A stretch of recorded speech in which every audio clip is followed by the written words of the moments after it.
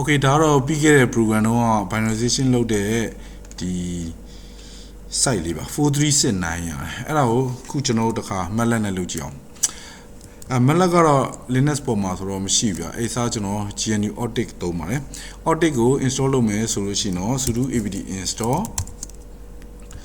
Optic ဆိုရပါပြီเนาะ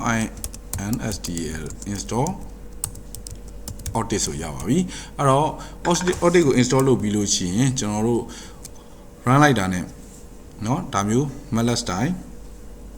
GNU Optic ထွက်လာပါမယ်အဲ့တော့ MATLAB ရဲ့ code တွေကိုဒီမှာ run လို့ရတယ်run လို့ရတယ်ဆိုတော့ဟိုတချို့ function တွေကတော့သူ့မှာမပြည့်စုံသေးဘူးဆိုလို့ရှိရင် package တွေကိုတွားပြီးတော့ download လုပ်လို့ရပါတယ်အခု image နဲ့ပတ်သက်တဲ့ဒီ histogram တို့เนาะဒီ binarization အတွက်အသုံးပြုမဲ့ histogram တို့ဘာလို့ကိုလိုချင်လို့ရှိရင်တော့ image ဆိုတဲ့ package ကိုသုံးရပါတယ်ဒီ Optic fork မှာ download လုပ်လို့ရပါတယ် download လုပ်ပြီးလို့ရှိရင် terminal မှာကျွန်တော်တို့က cd download directory တွေကိုသွားမယ်ဒီမှာကျွန်တော် download လုပ်ထားတဲ့ကျွန်တော် image ဆိုတဲ့ package ရှိပါတယ် 2.12 tar.gz လေးပါသူ့ကိုကျွန်တော်ဘယ်လိုလုပ်ရမလဲဆိုတော့ command line ကနေ Optic ကိုခေါ်လို့ရပါတယ် Optic ကိုခေါ်တဲ့နေရာမှာကျွန်တော်တို့ GUI မသုံးမဲနဲ့ headless သုံးလို့လည်းရပါတယ်เนาะheadless သုံးလို့ရပါတယ် Optic no GUI เนาะဒါဆိုရင် command prompt ပွင့်လာပါမယ်ဒီချိန်မှာကျွန်တော်တို့က package install လုပ်ချင်တယ်ဆိုရင် pkg install ဆိုပြီးကျွန်တော်တို့ down ထားတဲ့ tar.gz ကိုထည့်ပေးလိုက်လို့ရပါတယ်เนาะ image 2.12 search ဖြစ်ပေါ့เนาะ tar.gz ဆိုဒါဆိုရင်သူကျွန်တော်တို့ install လုပ်ပြပါလိမ့်မယ်เนาะ install လုပ်ပြီးပြီးပါပြီအဲဒါဆို exec နဲ့ထွက်လို့ရပါတယ်เนาะ exec နဲ့ထွက်လို့ရတယ်ကျွန်တော်တို့ GNU Optic ကိုဖွင့်လိုက်မယ် Optic ဆိုပြီး command လေး run လိုက်ရင် GNU Optic ဖွင့်လာပါလိမ့်မယ် Optic ဖွင့်လာတဲ့အချိန်ကျဒီမှာ command window နဲ့ဒီမှာ editor ရှိပါတယ်ဒါ MATLAB style ပါပဲဒီမှာ Linux command တွေသုံးလို့ရတယ်ဆိုတော့ဒီအချိန်မှာကျွန်တော်တို့ခုန image package ကို load လုပ်ချင်လို့ရှိရင်တော့ pkg load image ဆိုလို့ရှိရင်ဒါဆိုရင် loading လုပ်ပြီးတော့ပါပြီဒါဆိုရင်ကျွန်တော်တို့ script ကို run လို့ရပါပြီဒီ post စာကတော့ကျွန်တော်ဒီ football ပုံလေးကိုပဲကျွန်တော် site တော့ဖို့အတွက် run ထားတာပါဒါကို run ကြည့်မယ်ဆိုရင်ဒီမှာ run နှိပ်လိုက်လို့ရတယ် run နှိပ်လိုက်လို့ရှိရင်ဒါဆိုရင်ဒီမှာ object site ဒီဘယ်လောက်ရမလဲဆို4369ရပါတယ်เนาะဒီမှာ threshold တန်ဖိုးကိုကိုယ့်အကိုကြည့်ပြီးတော့210လို့ထည့်ထားပြီးတယ်ဒီ grayscale image ပေါ်မှာ210တက်ကြီးတဲ့ကောင်လေးဒီ true ဖြစ်ပြီးတော့ငယ်တဲ့ကောင်လေးဒီ false ဖြစ်သွားပါလိမ့်မယ်เนาะကျွန်တော်တို့ကဒီ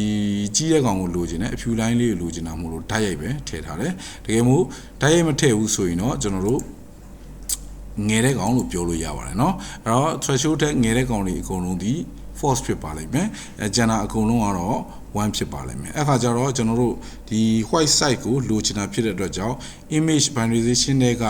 အကုန်လုံးကိုကျွန်တော်တို့ပေါင်းအောင်ပါမယ်ပထမတစ်ချိန် sum နဲ့ပေါင်းတဲ့ခါကျရင်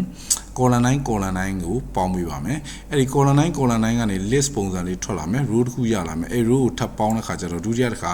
sum ထပ်လုပ်ပါတယ် summation ထပ်လုပ်ပါတယ်အဲ့ခါကျတော့ site ရလာပြီပေါ့ white site ရလာပြီပြီးတော့ဒီ image ရဲ့ width နဲ့ height ကိုမြှောက်ပြီးတော့ all site ကိုရမယ် site အားလုံးရမယ်အဲ့ site တွေကနှုတ်လိုက်လို့ရှိရင်4369ဒီအဖြေပဲပြန်ထွက်မှာဖြစ်ပါတယ်ဒီမှာလည်း4369ဒီအဖြေပဲပြန်ထွက်မှာဖြစ်ပါတယ်အဲ့တော့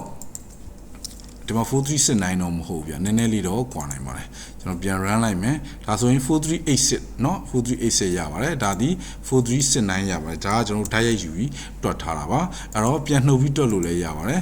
မြည်လို့ဖြစ်စေကျွန်တော်တို့ရဲ့ဒီမှာဒီ finance site ဆိုတဲ့ပိုင်းသုံးမှာတွက်တဲ့ခါကျတော့လေ4369ရပါတယ်ဒါကဓာတ်ရိုက်တွက်ထားတာပါအဖြေကတော့အတူတူပဲဖြစ်ပါတယ်အဲ့တော့ MATLAB code တွေကိုစမ်းကြည့်ချင်လို့ရှိရင်ကျွန်တော်တို့ဒီ Optic နဲ့စမ်းလို့ရပါတယ် Optic နဲ့ Optic က300အမတန်ပေါ်ပါတယ်မှာဖြစ်ပါတယ်เนาะ file size က900 MB လောက်ပဲရှိပါတယ်เนาะဒါကတော့ကျွန်တော်ခုနက summation လုပ်သွားတာ sum လုပ်သွားတာဘယ်လိုလုပ်သွားလဲဆိုတာကိုပြချင်တာပါเนาะဒီမှာ matrix တစ်ခုရှိတယ်เนาะ matrix တစ်ခုရှိတယ်ဆိုလို့ရှိရင်ဒီမှာပထမဒီလိုမျိုး column လေးနဲ့ရေးလို့လည်းရတယ်ဒါဆိုရင်ကျွန်တော်တို့အကုန်လုံးကို row column vector အနေနဲ့ပြသွားတာဖြစ်ပါတယ်เนาะဒါက manual threshold ကိုယူပြီးတော့ image ကိုကျွန်တော်တို့ threshold နဲ့ခွဲချပြီး binarization လုပ်လိုက်တာပါเนาะအဲ့လိုမလုပ်ဘဲနဲ့ mean တန်ဖိုးယူပြီးတွက်လဲရပါတယ်เนาะ mean တန်ဖိုးယူပြီးတွက်တယ်ဆိုရင်တော့အကုန်လုံးကို ကျွန်တော်တို့ပေါင်းပြီးတော့ mean တန်ဖိုးကိုကျွန်တော်တို့ဆွဲထုတ်လိုက်မယ် mean တန်ဖိုးကိုဆွဲထုတ်ပြီးတော့ finalization လုပ်လို့ရပါတယ်သူ့မှာလည်းအားနည်းချက်အားသာချက်တွေရှိနေပါတယ်ဘာဖြစ်လို့လဲဆိုတော့ mean တန်ဖိုးကိုအဲ့လိုရှာပြီးလို့ရင်တချို့ပုံတွေတော့အဆင်ပြေလိမ့်မယ်တချို့ပုံတွေတော့အဆင်မပြေပါဘူးဘာဖြစ်လို့လဲဆိုတော့ mean နဲ့ median တန်ဖိုးကအနည်းဝေးပေါ်မူတည်ပြီးတော့ပုံမှာကွာသွားပါလိမ့်မယ် okay ဒီကျွန်တော်တို့ရဲ့ဒီ chapter 1အခန်းကတော့ပြီးပါပြီနောက်အခန်းကိုဆက်ပြီးသွားကြအောင်ပါကျေးဇူးတင်ပါတယ်